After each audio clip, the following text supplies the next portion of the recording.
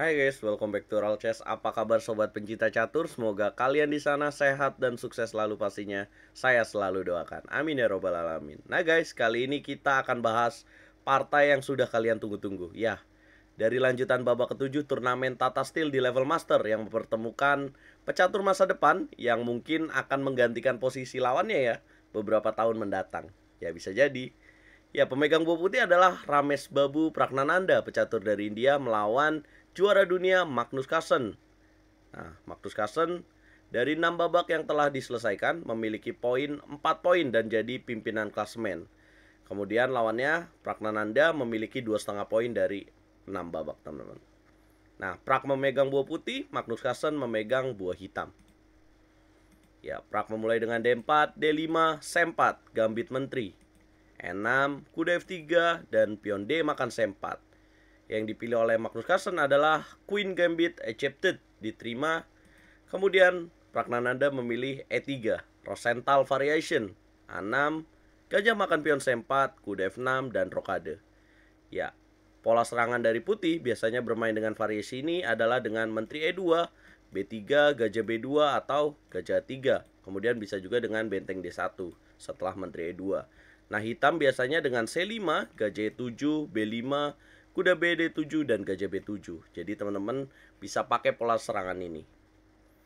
Ya, kemudian melanjutkan dengan C5 Magnus, B3 dimainkan oleh Pragnananda, B6, gajah A3 yang ternyata dimainkan oleh Pragnananda.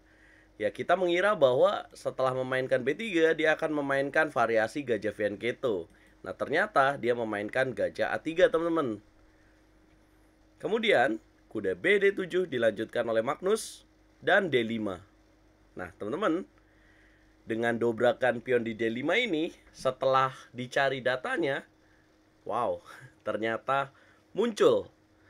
Yang pernah melakukan variasi ini dengan mendorong pion D5 adalah pecatur India juga, yaitu Mr. The Beast ya, Adiban Baskaran. Dan ada partainya ketika melawan Yakuboev Nodirbek, teman-teman, pecatur dari Uzbekistan, dan dia memenangkan pertandingan tersebut. Ya bisa jadi ya, kalau menurut saya Pragnananda mendapat preparation atau bantuan dari rekan senegaranya Grandmaster Adiban Baskaran. Kita nggak tahu, karena dari database memunculkan itu, teman-teman. Dan yang pasti bermain dengan seperti ini Pragnananda sudah persiapan. Pion E makan D5, ya gajah D5 ancam benteng, benteng B8, dan gajah B2.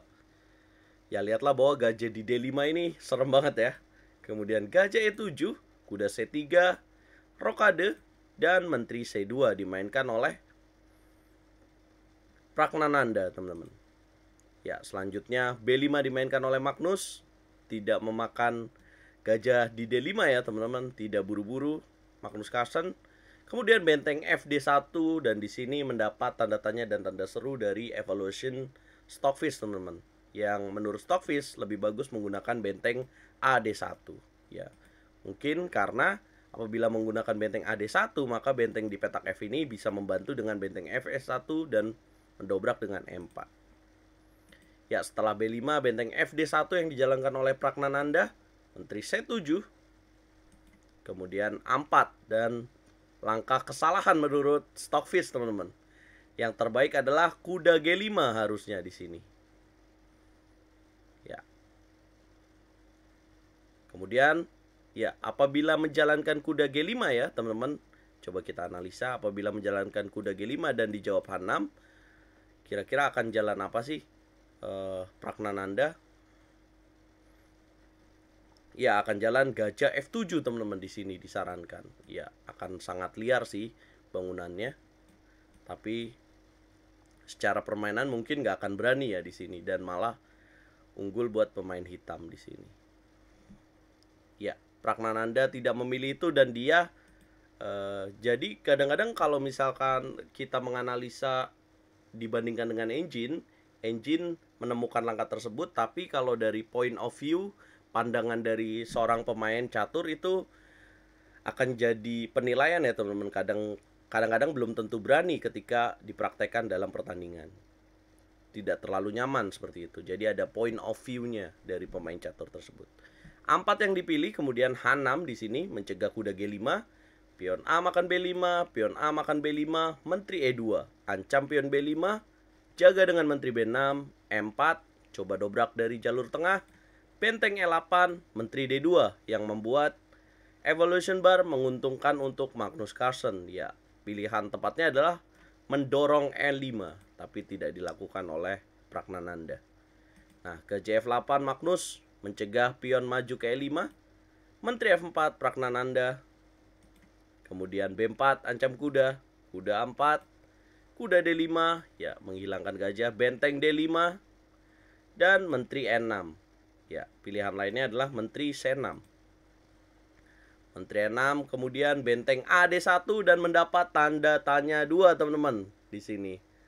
Langkah yang lebih tepat apa, teman-teman? Coba kalkulasikan dan coba spare waktu 10-15 menit. Ya, lihat ancaman yang sedang terjadi.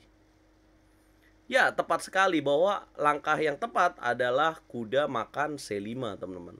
Ambil pion, dan apabila dimakan dengan gajah, maka akan benteng makan gajah. Karena menteri di F4 mengancam benteng di petak B8.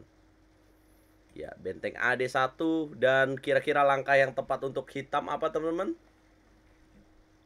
Tapi Magnus tidak memilih itu ya. Ya, Magnus memilih benteng A8 di sini di partai. Nggak salah sih, tapi keunggulannya tidak sebesar langkah yang menjadi favorit bagi engine, yaitu langkah taktis C4. Ya, apa yang akan terjadi kalau misalkan dimakan, teman-teman? Karena apabila dimakan, maka akan benteng A8 ya. Ini kudanya kemana nih masalahnya? Itu yang jadi masalah, teman-teman. Ya, kemudian benteng A8 yang dipilih oleh Magnus dan dijawab menteri C1. Maka pion di E4 diambil dan kemudian H3. Membuka luff dan tidak berani makan kuda di petak D7 ya, teman-teman. Bahwa Prak menilai mungkin tidak menguntungkan bagi dia. Karena dia di sini memilih H3, teman-teman.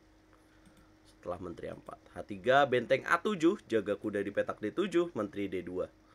Kemudian menteri G6 dimainkan oleh Magnus Carlsen. Kuda H4 ancam menteri, menteri E6, kuda F5, dan C4 justru mendapat tanda tanya sekarang. Kalau beberapa langkah sebelumnya itu mendapatkan tanda seru dan langkah kemenangan, tapi pada saat momen ini sudah berbeda ya, sudah hilang momennya. Nah, harusnya langkah yang lebih tepat adalah gajah B7. Memberikan kuda di petak D7 tapi mendapatkan kuda juga di petak F5. Ya, C4 dimainkan dan Pragnananda melanjutkan dengan menteri D4. Langkah kesalahan dijawab juga dengan langkah kesalahan, teman-teman. Nah, coba saya punya challenge buat teman-teman menebak langkah yang tepat pada diagram langkah ke-29 ya, yang berikutnya, teman-teman.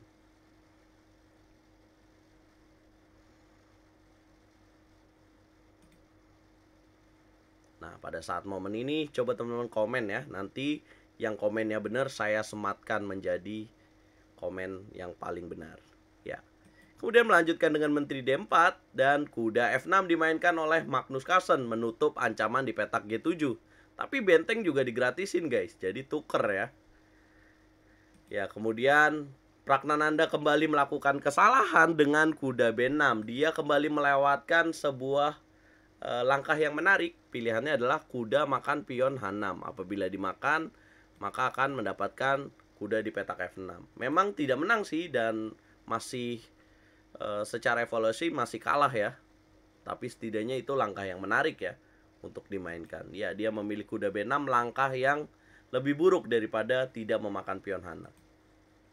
C3 dimainkan oleh Magnus, kuda makan gajah di petak C8, Magnus makan benteng di petak D5, menteri D5, kuda D5, makan benteng di petak A7, makan pion B2, dan Pragnananda tidak bisa memakan kuda di petak D5 karena pion di petak B2 akan promosi, guys. Benteng B1, benteng E2, 34 langkah waktu yang dilakukan oleh Magnus Carlsen untuk menumbangkan, untuk mengalahkan pecatur masa depan dari India, Pragnananda Ramesh Babu, teman-teman.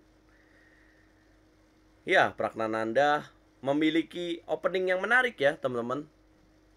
Tapi Magnus survive, dia selamat dari opening yang telah disiapkan oleh Pragnananda, dan hasilnya Magnus bisa menang. Ya, karena ya jelas ya, Magnus banyak menemukan langkah yang akurat, sedangkan Pragnananda banyak melakukan kesalahan di partai ini, teman-teman. Ya, teman-teman, berkat kemenangan ini, Magnus masih memimpin klasemen dengan 5 poin dari 7 babak. Nah, apakah Magnus akan menjadi juara Tata Steel dan akan memecahkan Mission Impossible-nya, memiliki error rating 2900? Dan kira-kira faktor apa ya yang membuat Pragnananda melakukan banyak kesalahan nih? Padahal openingnya sudah disiapkan begitu matang ya. Dan hanya rekan senegaranya yang memainkan itu. Nah, teman-teman, ikutin terus lanjutan dari Tata Steel setiap malam jam 8 waktu Indonesia Barat. Nah, kalau kalian suka video ini, jangan lupa like, share, subscribe, dan komen. Kalau kalian nggak suka juga boleh dislike. Dukung terus percaturan Indonesia dan dukung terus RL Chess untuk terus berkembang, teman-teman. Tanpa kalian pastinya RL Chess nggak akan bisa berkembang. Catur yes, Indonesia Jaya.